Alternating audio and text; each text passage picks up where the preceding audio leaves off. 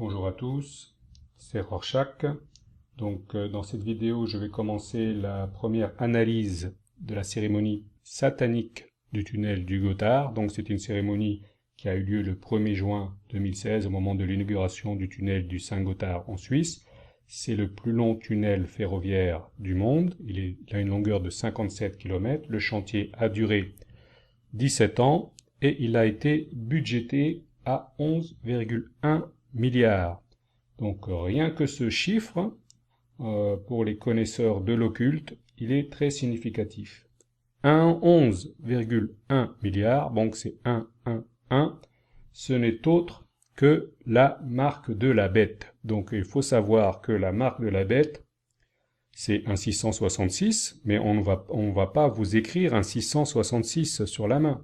On va vous faire 3 petits traits. Donc, il faut savoir également que le code barre reprend ce principe. Le code barre, c'est des barres verticales et elles symbolisent la marque de la bête également. Donc, et il faut savoir également qu'une bête, c'est la seule marque qu'elle peut faire, c'est un coup de griffe. Donc, tout se tient. La marque de la bête, on la retrouve donc dans le montant du budget alloué à la construction du tunnel du Gothard. C'est la première chose à savoir. Il faut savoir également qu'à l'origine, donc le col du Gothard, on a construit un pont il y a plusieurs siècles et la légende veut que ce soit fait avec un contrat diabolique. Et le contrat n'ayant pas été rempli, le diable a fait rouler une pierre pour détruire le village des habitants, et cette pierre se trouve toujours en contrebas. Donc dès l'origine, le tunnel du Gothard est placé sous le signe de Satan. C'est une chose qu'il faut retenir. Donc cette cérémonie a fait beaucoup parler d'elle. La plupart des gens sont stupéfaits de l'ambiance décadente et dégénérée.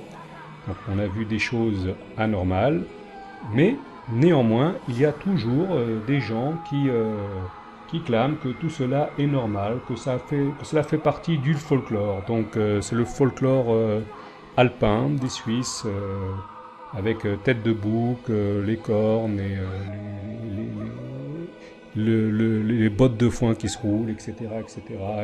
L'ange androgyne à tête de bébé, ça fait partie du folklore suisse. Donc il ne faut pas écouter ces gens-là. Donc il y aura toujours des gens qui ne seront jamais d'accord, même quand la vérité est en face d'eux.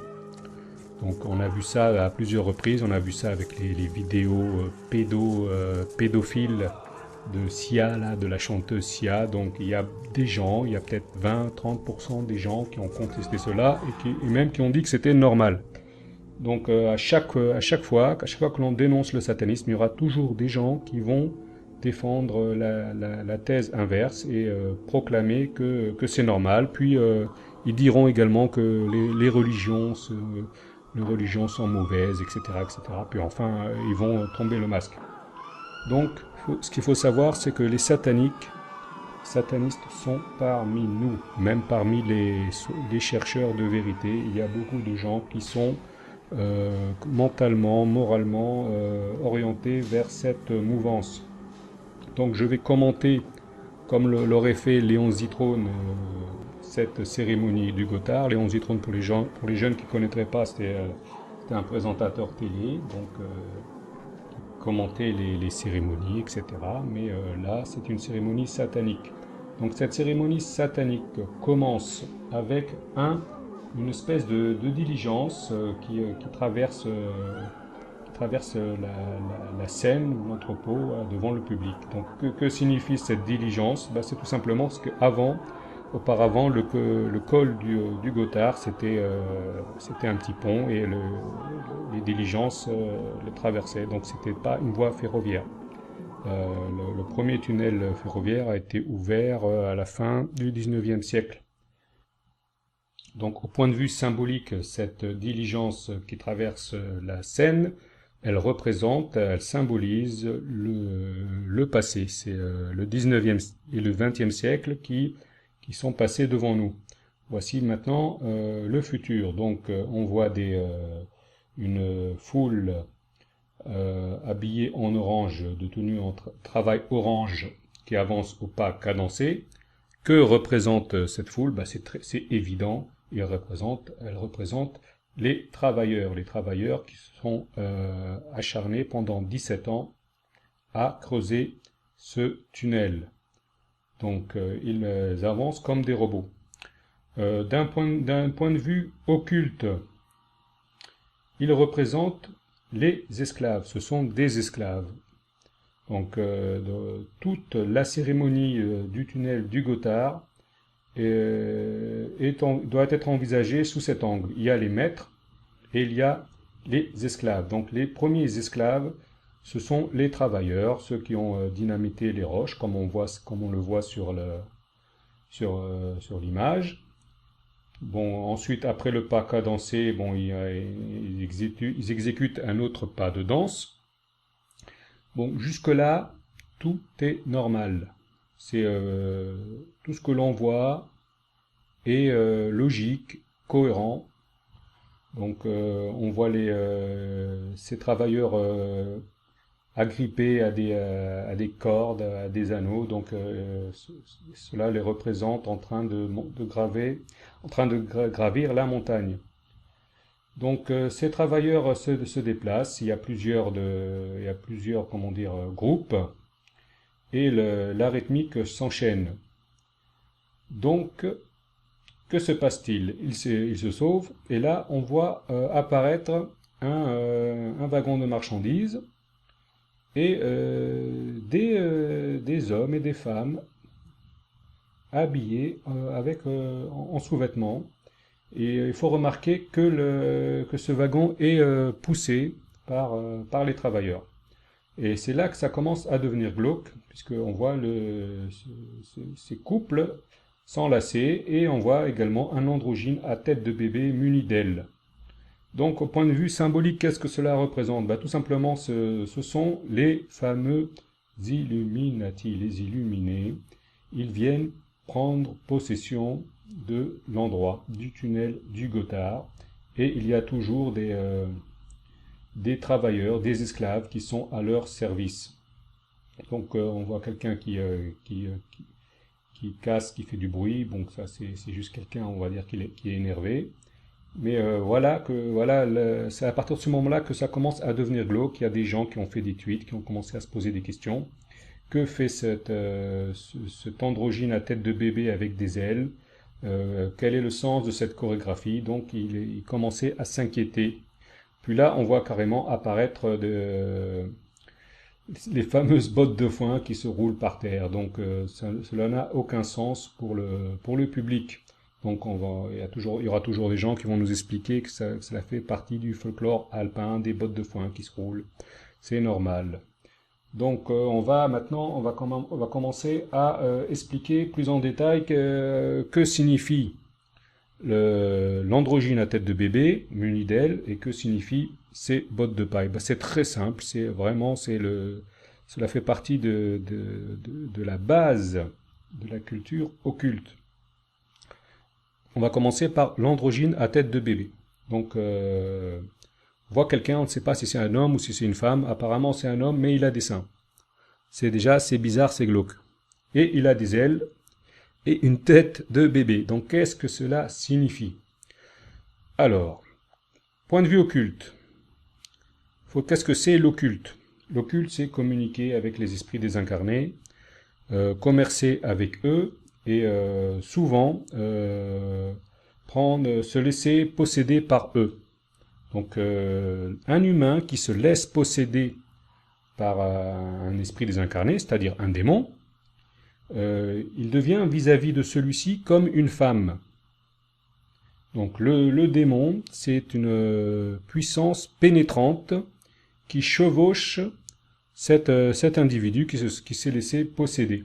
Donc c'est très simple, ce n'est même pas caché, il suffit d'assister à toutes ces cérémonies que l'on voit à Haïti, au Bénin. Cela correspond parfaitement à la culture vaudou.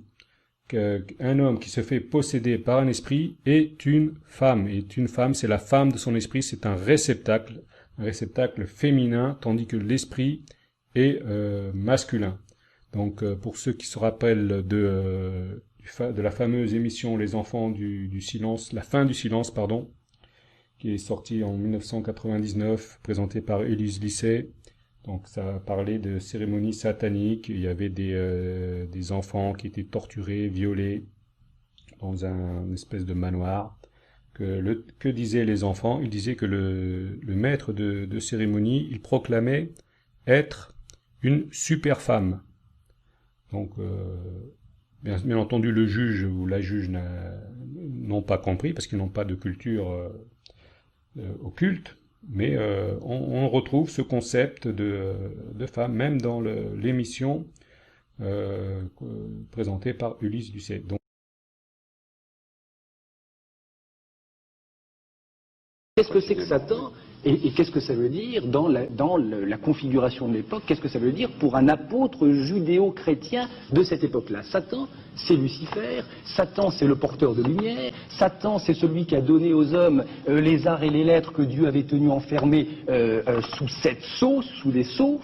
Et donc Satan, c'est d'une certaine manière l'intelligence, c'est la clairvoyance, c'est la pénétration, c'est tout ça Satan. Alors moi j'ai tendance à penser que le fait que Judas soit Satan, ça veut dire que dans ce groupe, dans cette cohorte d'apôtres, Judas était celui qui, de manière immanquable, était le plus à même de deviner, de reconnaître ce que Jésus annonçait en ce moment et de reconnaître le Fils de Dieu en Jésus. J'ai tendance à penser que ce message, qu'aucun des 11 autres, grâce au diable, bon, bien alors entendu, vous admettez l'existence du diable. Ah, jamais l'existence du diable. Et comment? Bien sûr, jamais l'existence du diable. Mais je dis que le diable, on n'aura quand même pas perdu notre soirée complètement. Il reconnaît l'existence du diable.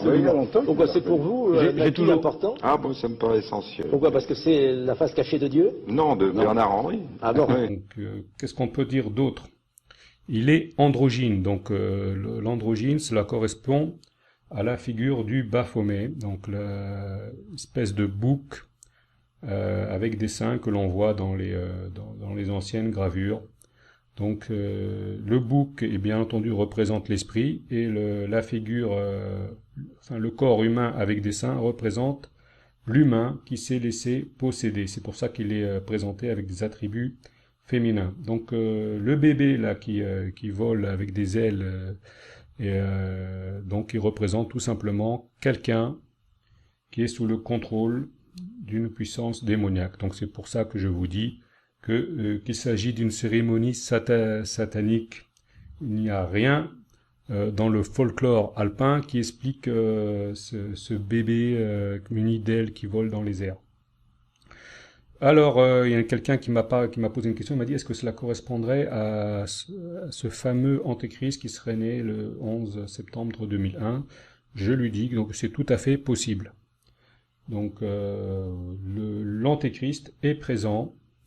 Donc, je ne suis pas en mesure de le confirmer officiellement, mais l'antéchrist pourrait être présent dans cette cérémonie du tunnel du Gothard. Maintenant, passons aux fameuses bottes de foin qui se roulent par terre. Donc, il suffit de faire quelques petites recherches et on voit que cela correspond au folklore vaudou. Donc, vous tapez sur Google vaudou Bénin et vous verrez des cérémonies sataniques de ce genre. Donc, il y en a qui vont nous expliquer que le vaudou est une religion, est une culture humaine et tout ça. Le vaudou, c'est du satanisme purement et simplement. Nous n'allons pas chipoter là-dessus. Donc ces bottes de foin, on les retrouve dans le vaudou, et elles représentent tout simplement des esprits, donc des démons à l'état pur. Il ne s'agit plus seulement de possession temporaire, mais là le démon, il est tel quel, tel qu'en lui-même, il n'y a plus d'humain. Donc voilà pour le moment ce qu'il faut retenir. Les travailleurs ont travaillé, ils ont creusé le tunnel qui sera occupé ultérieurement par les illuminés qui se seront toujours gardés pour eux quelques travailleurs à leur service. Ce sont ceux qu'on voit pousser le wagon.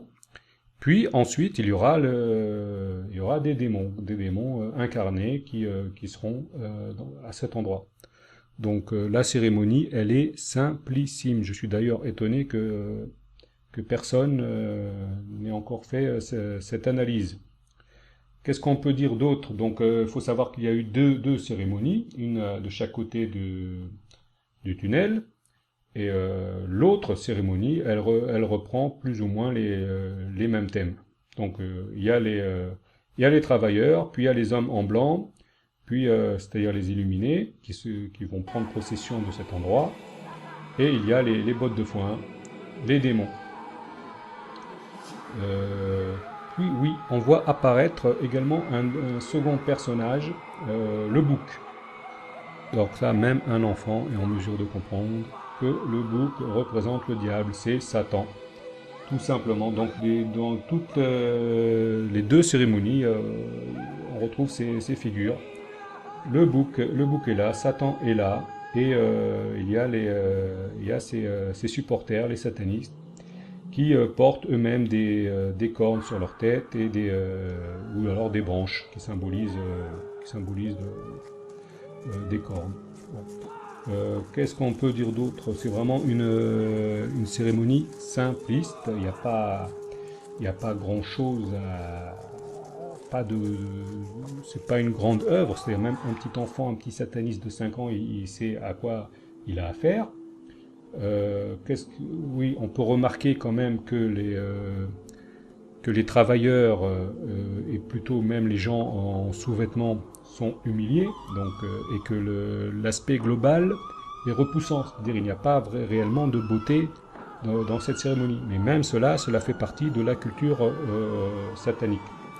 Tout simplement, ces gens ont été payés, donc ces acteurs, ces danseurs, ont été payés, ce sont des esclaves. Donc on leur fait faire ce qu'on veut. Il s'agit d'une humiliation publique. On leur a dit, mettez-vous en sous-vêtements, en caleçon sur un wagon de marchandises et enlacez-vous. Ils le font. Ils le font parce que ce sont des esclaves. Et à ce spectacle, donc le sataniste, cela lui procure un plaisir de voir ces gens qui obéissent ainsi aux injonctions. Donc, qu'est-ce qu'on peut dire d'autre? Donc, cette cérémonie, vraiment, elle marque le fait que l'élite occulte, elle prend possession de cet endroit. Donc, elle montre aux gens, l'élite occulte montre au monde entier que cet endroit lui appartient. Donc, a priori, cela n'a aucun sens de dire ça. Pourquoi une élite occulte ferait une telle chose? Qu'irait-elle faire dans le tunnel du Gothard? C'est là que cela commence à devenir intéressant. Le tunnel du Gothard n'est pas ce que vous croyez. Et la Suisse n'est pas non plus ce que vous croyez. Il y a un mystère et nous nous apprêtons à lever le voile sur celui-ci. Donc dans cette seconde vidéo, nous avons posé quelques points de repère qui vont nous amener à mieux comprendre le sens de la cérémonie satanique du tunnel du Gothard. Donc je vais les résumer très vite. Les hommes en orange sont les travailleurs qui ont effectué la construction du tunnel. Les hommes en sous-vêtements blancs, ce sont les illuminés qui vont prendre possession de ce tunnel. Et les bottes de foin, ce sont des démons. L'ange à tête de bébé représente un homme qui est littéralement possédé par un démon. Donc voilà les 3 ou 4 symboles qu'il fallait retenir. Et à partir de là, on peut reconstruire l'histoire et la finalité de ce tunnel. Donc je vous donne rendez-vous dans une prochaine vidéo pour de plus amples développements sur ce sujet. Je vous remercie. Au revoir.